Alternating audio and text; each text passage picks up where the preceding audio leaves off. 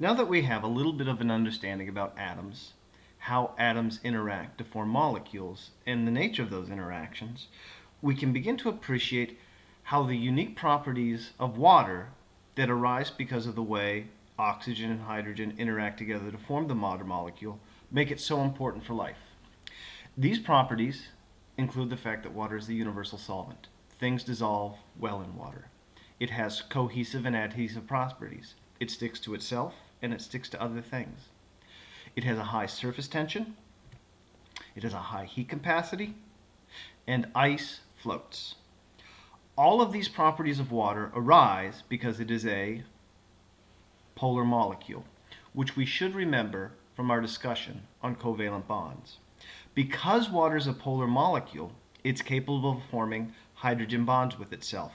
While these aren't very strong bonds, chemically speaking, they do allow water to essentially bond to itself, stick to itself, and we're going to see most of the properties, all of the properties we discuss here, result from it either being polar or being capable of forming hydrogen bonds. Water is a great solvent because it's a polar molecule. One side of the water is slightly negatively charged, the other side is slightly positively charged. As a result, if I put a molecule like sodium chloride in water, the negative charges on the water are going to want to interact with, well, we remember that sodium chloride is held together by an ionic bond. Sodium loses an electron to become a positive ion. Chlorine gains an electron to become a negative ion, and these charges hold sodium chloride together. As soon as they're in water, the negative charges on water molecules want to interact with the positive sodium. And the positive charges on water want to interact with the negative chloride ion. And essentially the water, because of its polar nature, strips or splits the sodium chloride apart, causes it to dissociate. Whenever you have a molecule that's held together by an ionic bond, it's going to dissolve well in water.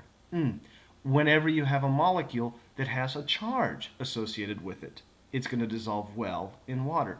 We'll see as we start to talk about larger molecules later on that proteins and sugars, carbohydrates, often dissolve well in water because they have charges associated with them, where fats, oils, things of that nature, don't dissolve well in water because they don't have a charge.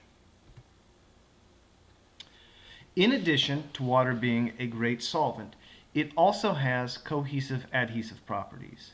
Cohesion means water sticks to itself. And the fact that it is polar and has a slight negative and slight positive end to form a hydrogen bond accounts for this cohesion. If you have a slightly polar molecule that water is in, say a glass container, because glass is slightly polar, the water wants to adhere to the glass.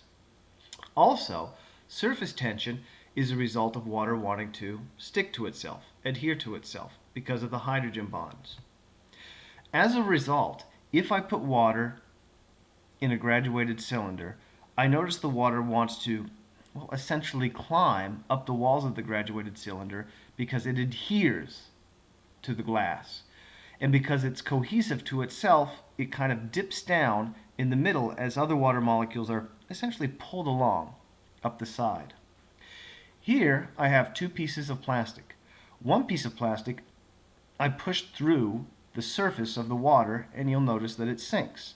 The other piece of plastic I set on top of the water, and because of the strong surface tension of water, because water is attracted to itself, the plastic can not float, but essentially stand on top of the water.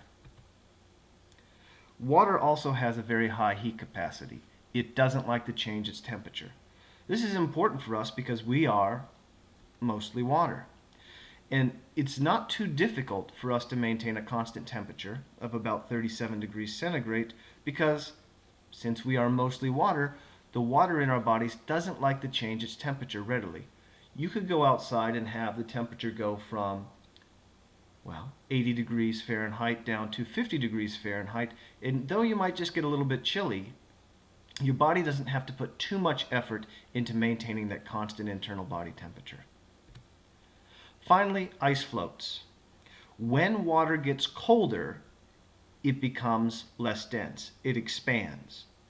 And I should say, when water becomes a solid, ice, it becomes less dense and it expands. Because of this, solid ice or solid water, frozen water, floats on liquid water. If you look at almost any other material here on Earth, the opposite happens. As materials get colder, they constrict, they get denser, but ice is a little bit different. Because ice floats, well, just think about a lake somewhere here in Minnesota.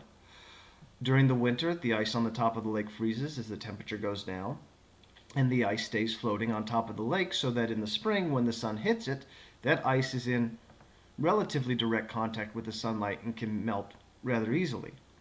If ice sank every winter when the ice froze, it would sink to the bottom of the lake. When spring came along, the sun rays wouldn't penetrate very far, certainly not down to the bottom of the lake, and that ice would stay frozen. Come the next winter, the top layer of water would freeze again, sink to the bottom, and so on and so forth. And before too long, you would wind up with a situation where lakes were mostly frozen water and only the top few feet maybe thawed out every spring. So because ice floats, we're able to have an abundance of liquid water here on Earth. To sum up, water is important for life because it's the universal solvent. I mentioned that our body is mostly water, and because our body is mostly water, our body is mostly the solvent. That all of the chemicals that we put into our body can dissolve in and allow for chemical reactions to happen. We'll discuss those later. It's cohesive, sticks to itself, and adhesive, sticks to other things, because it's a polar molecule and can form hydrogen bonds, and because of this it also has a high surface tension. It has a high heat capacity, it doesn't like to change its temperature readily, and ice floats.